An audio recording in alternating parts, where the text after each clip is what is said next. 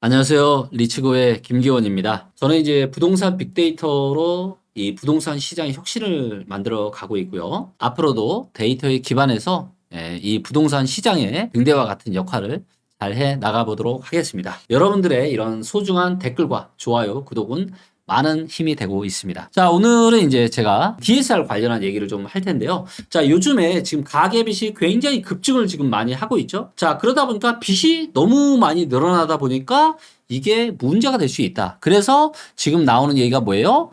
지금 DSR 적용을 지금 확대를 하겠다라고 지금 검토를 하고 있습니다. 자, 관련 내용을 좀 보시면, 자, 머니투데이에서 지금 나온 기사인데요. 자, 2%대 주담대에 지금 가계비 뛴다. 그래서 집값 광풍 불기 전 선제 대응하자. 이런 지금 내용이고요. 자, 그래서 DSR 규제 예외가 되는 항목들이 있는데 이거를 좀 축소하자. 이런 얘기들이 지금 나오고 있고, 5대 은행이 지금 대출이 5.3조가 증가했다. 그래서 금리 인하 기대감에 거래가 지금 늘고 있다는 거죠. 그리고 또 무슨 얘기가 나오고 있냐. 부채가 이런 식으로 자꾸 빠르게 늘면 총량을 제한하는 지금 제도부터 도입이 될 수도 있다. 이런 얘기들을 지금 하고 있습니다. 무슨 얘기예요? 뭔가 지금 대출을 좀 옥죄이겠다. 지금 이런 이야기가 다시 지금 쏟아져 나오고 있습니다. 자, 그래서 보시면, 자, 은행권의 가계대출 증감 추이를 보시면 1월달, 2월달, 3월달에 감소하다가 4월달, 5월달에 보시는 것처럼 큰 폭으로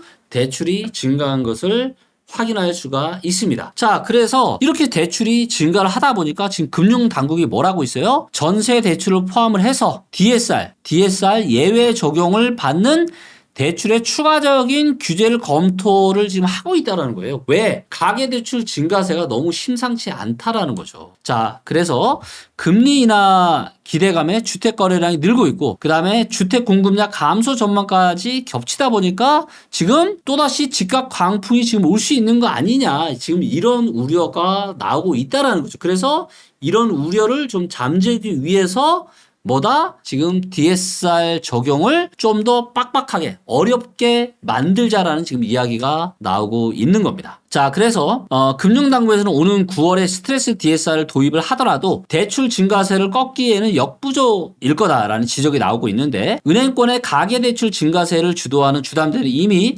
스트레스 DSR을 적용 중인데다 DSR 40% 한도를 다 채운 체주가 많지 않아서 2단계에서 가상금리를 올려도 대출 한도에 큰 타격을 받지 않기 때문이다 라고 이야기를 하고 있고요. DSR 규제는 전체 신규 대출의 약 26.7%, 대략 한 4분의 1 조금 넘는 요 정도가 적용이 된다고 합니다. 지난해 2분기 기준으로요. 지난해 2분기면은 23년 2분기 기준에 좀 예전 데이터죠. 자, 그래서 한 4분의 1 조금 넘게 지금 적용이 되는데, 그리고 그 얘기는 뭐예요? 73.3% 상당수의 지금 대출은 DSR 적용을 안 받는다라는 거예요. 자, 그래서 1억 원 이런 DSR 규제 대상, DSR 규제 예외 대상 대출, 그러니까 DSR을 안 보는 이 대출 가운데 1억 원 미만 차주 27.4%, 중도금 이주비 19.3%, 전세 대출 14.9% 비중이 제일 많다라는 겁니다. 그래서 1억 원 미만의 차주, 그 다음에 중도금 이주비 대출, 그 다음에 전세 대출, 요게 비중이 뭐 중에서 제일 많다? 스트레스 DSR 적용을 안 받는 그 대출 중에서 이 세 가지가 제일 비중이 많다라고 하는 겁니다. 그래서 이게 스트레스 DSR 적용이 26.7%밖에 안 되니까 더 늘리자 이거예요. 그래서 DSR 예외 대출을 단계적으로 줄여서 DSR 규제의 실효성을 지금 높이자. DSR의 원래 취지에 맞게 이거를 좀 더 대출을 조이자라고 하는 겁니다. 자, 그리고 최근 전세 대출이 지금 증가세로 돌아섰다고 합니다. 왜냐면은 전세를 월세로 전환할 때 적용되는 이율인 전월세 전환율과 전세 대출 이자가 엇비슷했으나 지난 4월에는 역전이 됐습니다. 그러다 보니까 월세보다 전세 대출을 받는 게 비용이 적게 되는 거죠. 월세를 내느니 차라리 전세 대출 받아서 대출 이자를 내는 게 더 싸다라는 거죠. 자, 그래서 서울의 지금 전세 계약 비중이 지금 61.1% 정도. 그래서 21년 2분기 이후로 3년 만에 가장 높아졌다라고 합니다. 자, 그리고 또 이런 얘기를 하신 분이 계신데요. 전세 대출이 DSR에 들어가지 않으면 집주인은 전세 보증금이라는 부채가 있음에도 불구하고 은행 가서 또 다른 대출을 받을 수 있다. 그래서 전세 대출이 상대적으로 쉬워지니 전세 가격도 쉽게 올라가고 갭 투자, 전세를 낀 매매도 쉬워져서 불안 요인으로 작동한다라고 이렇게 얘기를 하셨습니다. 자, 그래서 뭐예요? 금융감독원이 이달부터, 즉 7월 달부터 전세 대출을 포함한 모든 대출을 넣어서 DSR을 지금 산정해라 라고 지금 주문을 한 상황입니다. 물론 실제 대출 한도에는 영향을 미치진 않지만 차주의 DSR 정보를 파악하기 위해서라는 거죠. 일단은 뭐다? 상황 파악부터 좀 해보자 라고 하는 겁니다.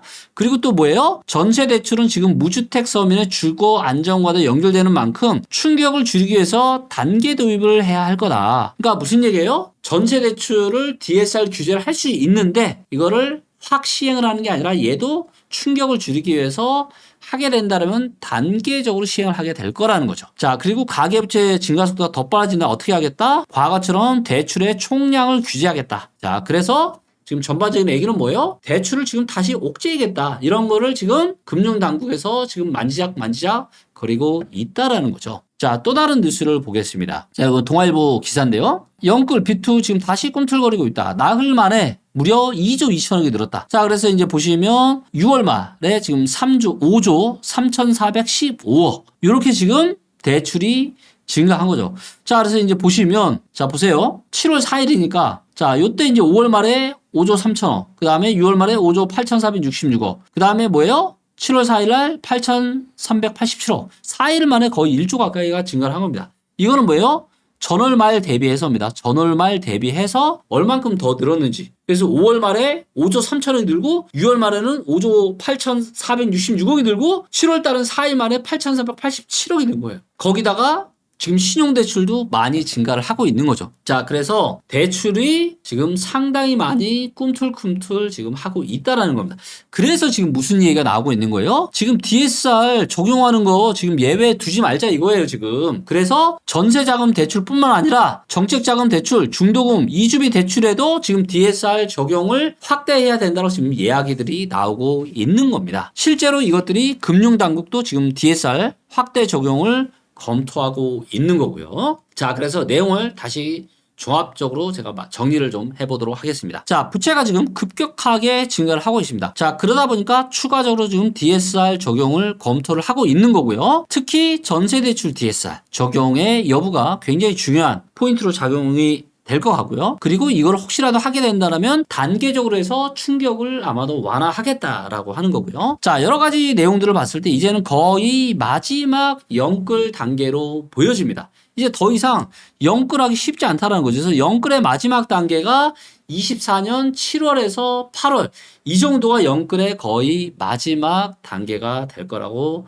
생각합니다. 그리고 요 이유는 뭐예요? 이제 대출이 제한이 될 수 있다는 거죠. 그래서 스트레스 DSR이 2단계 시행 이제 9월 달부터 시행될 거고요. 추후에 전세대출 DSR이나 대출 총량 규제까지도 지금 나올 수 있다. 네, 그렇기 때문에 제가 2024년에 부동산 시장은 상반기는 23년과 마찬가지로 정책 자금의 이런 효과, 정책의 효과로 인해서 올라가는 거고, 또 제가 이렇게 얘기했더니 어떤 분은 아니 이거 실제로 집행이 되는 자금이 그렇게 실제로 지금 거래되는 규모 대비해서 크지 않은데 무슨 이게 정책 때문에 부동산 반등이 나오는 거냐라고 얘기하시는 분들이 계신데, 이 부동산 시장에서는 이 어떤 이런 분위기, 어떤 심리가 되게 중요하잖아요. 근데 얼어붙어 있던 시장이 23년이나 24년에 정확하게 이런 특례 대책이 나오고 난 이후부터 부동산 시장이 반등을 시작했거든요. 그럼 뭐예요? 이것들이 시발점, 도화선이 됐다라는 거죠. 도화선이 돼서 불이 붙다 보니까 나머지 사람들까지 덩달아서 이게 된 거죠. 그래서 지금 올라가는 건데 이거를 마치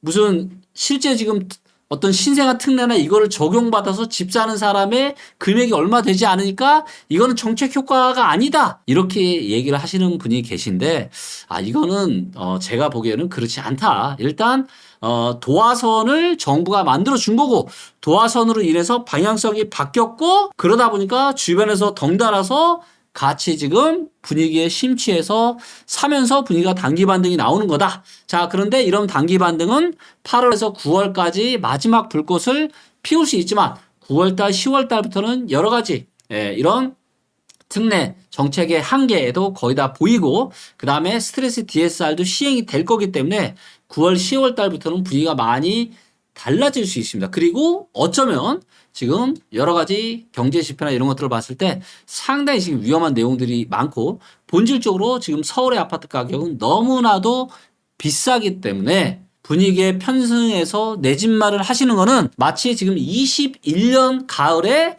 지금 여름에 내 집 마련을 하는 거랑 거의 유사한 상황이다라고 저는 판단을 하고 있습니다. 그렇기 때문에 정말로 내 인생에서 가장 중요한 부동산에 대한 이런 의사결정을 하실 때는 철저하게 무릎 밑에서 저평가될 때 하시는 게 맞기 때문에 조금만 더 기다려 주시면 좋은 기회가 올 거니까 그때 하시면 좋을 것 같습니다. 자, 오늘 영상 이렇게 해서 마치도록 하겠고요. 다음에도 또 좋은 영상으로 찾아뵙도록 하겠습니다. 감사합니다.